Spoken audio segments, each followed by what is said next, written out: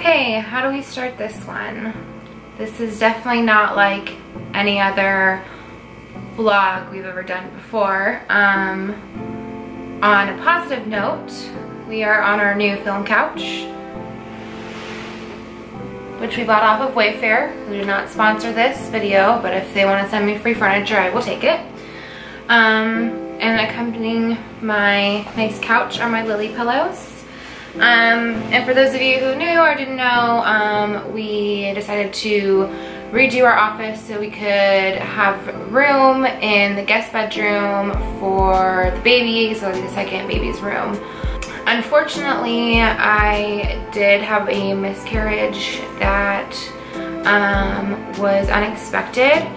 I don't think anyone ever expects to have one, but this is not my first, and in my 24 years of life, it's probably not going to be my last.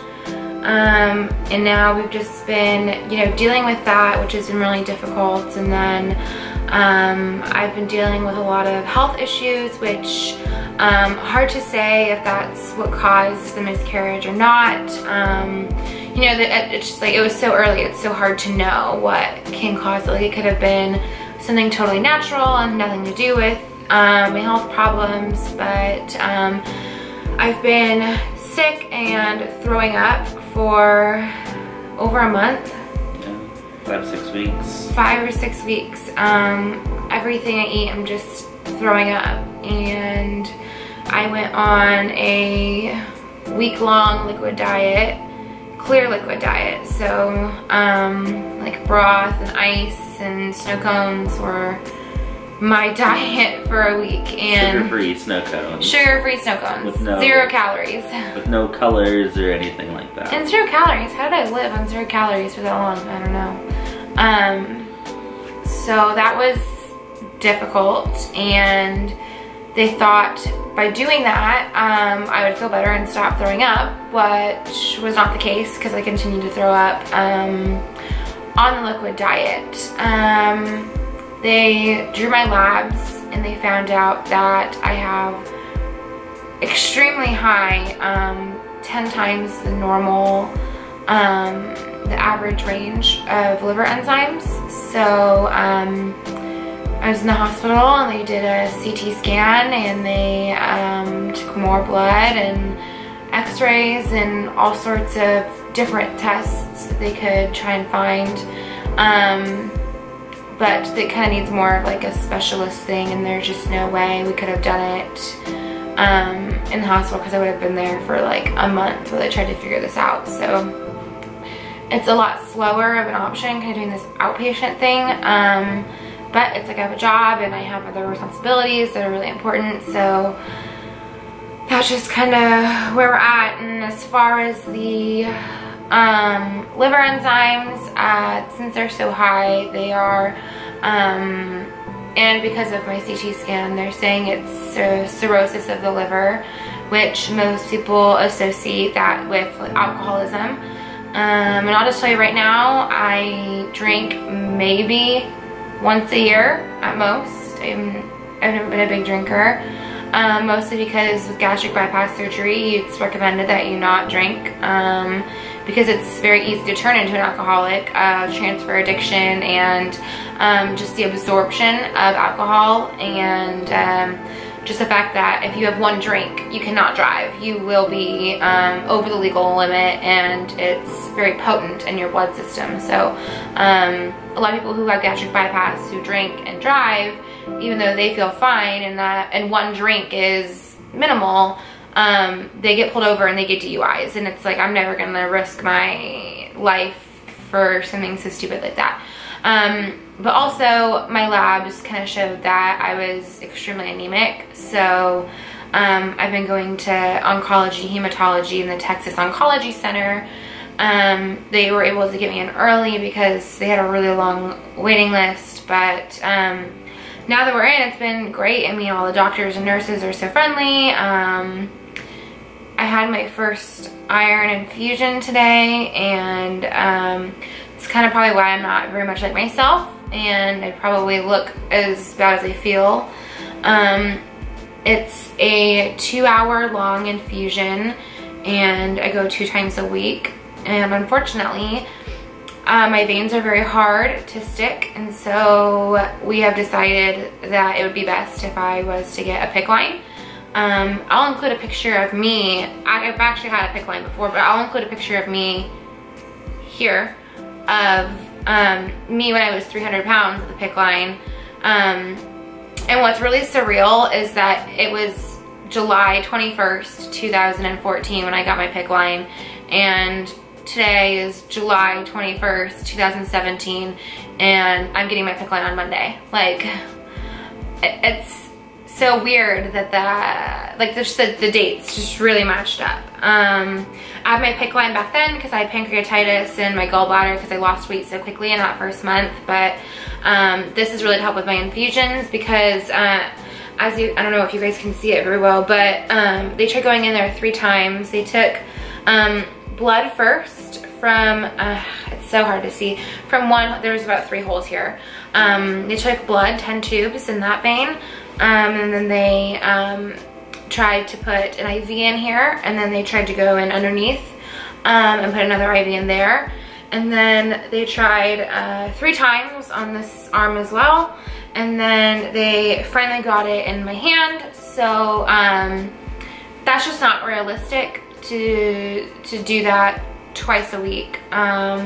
So I'm just going to be getting a PICC Line, which is basically like an IV, but it's in your arm here, and the catheter goes all the way into this really big vein, all the way down into your heart, and it's like a centralized location.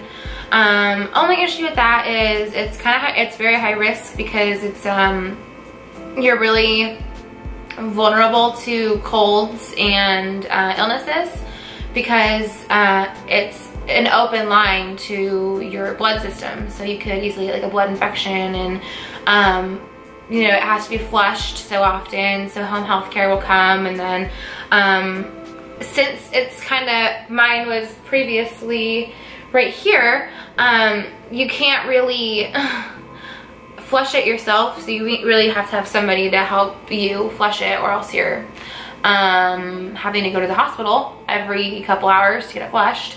So that's kind of where we're at there. And I had a upper endoscopy scheduled for Monday because we think there's probably an active bleed somewhere, which is why I'm so anemic. I think Dr. Cost said I'm missing like 1/3 of my blood volume. So he really believes there's a bleed somewhere, and the CT scan did not show a bleed, but based off of the upper endoscopy, and I'm assuming Dr. Cost did also do a colonoscopy while we're in there, you know, if they don't find the bleed, then they're gonna go in laparoscopically and kind of just do exploratory and look around until they can find it.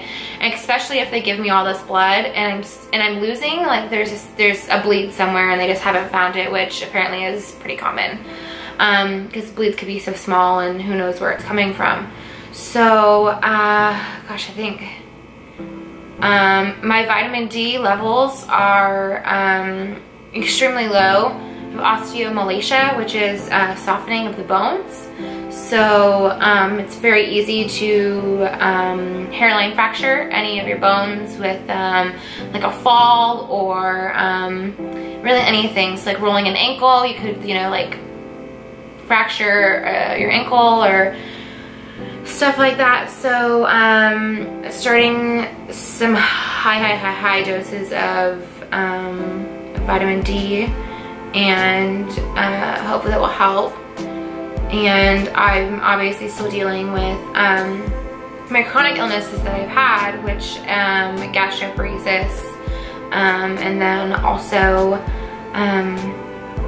my chronic back pain, which I have degenerative disc disease and 4 torn discs and 2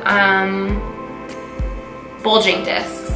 So literally I think every day I just live my life in excruciating amounts of pain.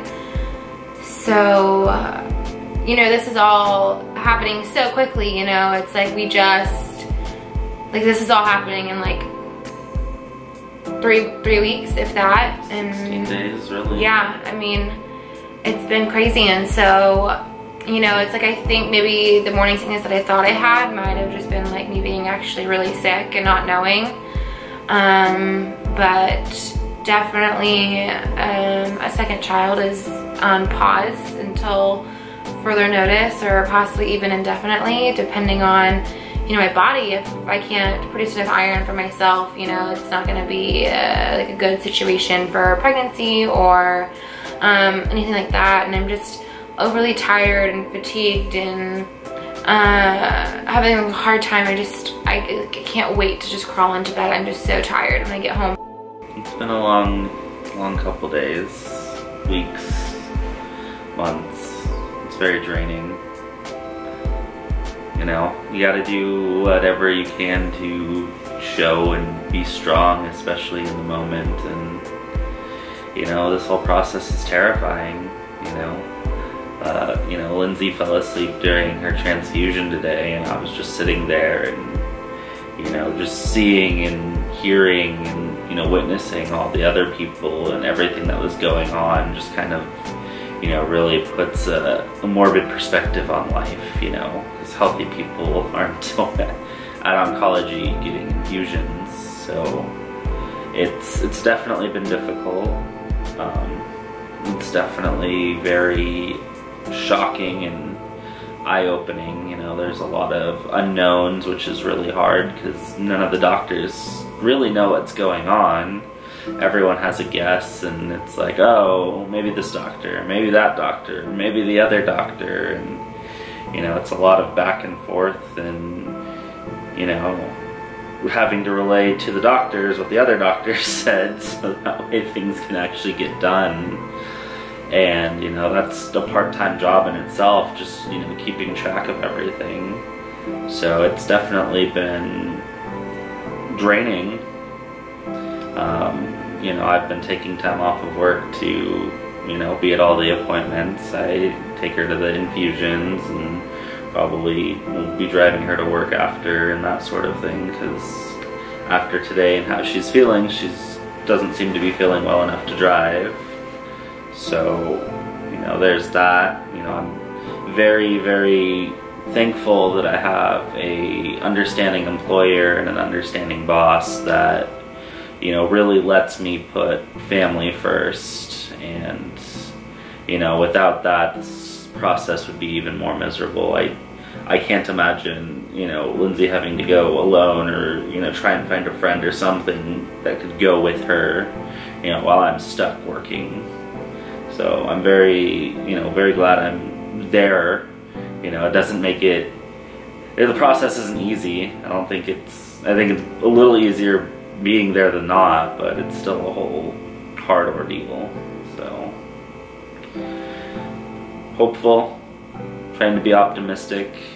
Just gotta take every day by day and not really dwell on what's going on, and just see how you feel and see what you can do to make sure you feel well, and go from there. That's all you can do.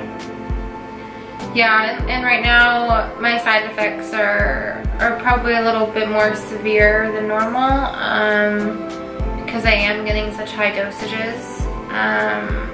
You know, it hurts really to move my head side to side. My head's very heavy and lightheadedness, and feels like a really bad flu. I have a fever, but it's still a low-grade fever. But I mean, if that even raises 0.4, is that what it is? 0.3 from where you're at. If it raises, you know, more than 0.3, I'm gonna have to go to the hospital, because I could be having adverse reactions or like a toxicity to the infusions, which can happen. So, you know, just kind of getting through all of that. I know we just threw a lot at you guys, and I know this is not a fun vlog to watch, so you know, we've definitely taken a step back for a while, because we've really needed to get a better perspective and a better understanding of where we are and how we feel, and understand our emotions right now, because we just were, you know, scared and, you know, just feeling fear and shutting down and not wanting to feel anything. But I think now we're in a better place and we can work on getting through this, and I think really that's it. So I really appreciate you guys sticking through this with us. Sorry we've been missing for so long. Sorry this is a depressing vlog and that you have to sit here and watch this, and I hope, you know, no one walks away crying from this, because I would hate for anyone to get upset or anything like that, but I just hope this kind of explains it, and I hope that we can get back to our happy selves and having fun and vlogging again, but I don't know right now if that's something that we'll be able to do. So I hope I can, and I would love to almost vlog and show you guys the experience of this with me, because I think this is, anemia is common. Severe anemia is less common, but severe anemia is a real thing. I think people coin anemia as, oh, I bruise easily or I have pale skin, but there's a line between, you know, the casual anemia and being very sickly anemic. So for those of you who are on your weight loss journey, like, you know, this can happen, iron deficiencies, and all I could say is urge you to be proactive and take your vitamins and eat good foods with iron. Eat lots of foods high in iron. So I think that's just kind of where we're at, and thanks so much for supporting us, and thanks for asking where we've been, and sending all your thoughts and prayers our way. We'll make it through, hopefully, and we hope we will see you in our next vlog. Thanks so much for watching, and definitely if you have any questions, leave comments below and I'll be sure to get back to you guys. Thanks so much for watching. Bye. Subscribe.